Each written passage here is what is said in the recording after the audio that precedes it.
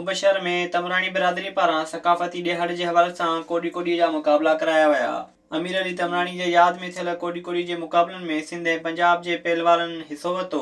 पहलवाननि लियाकत अली महर, उस्ताद राहिब अली तमरानी, हाकिम शेख, नदीम अज़हर अब्बास, फुटबॉल पंजाबी, माशाअल्लाह ब्रोही हिक ॿिए खे चमाटनि जा वस्कार करे ख़ूब दाद हासिल कयो।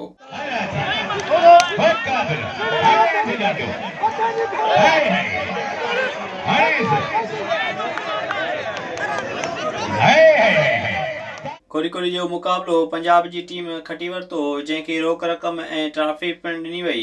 हुन मौक़े ते पहलवाननि पारां जीअं सिंध जीए सिंधवारा जीअं गीत ते रक़्स पिणु कयो।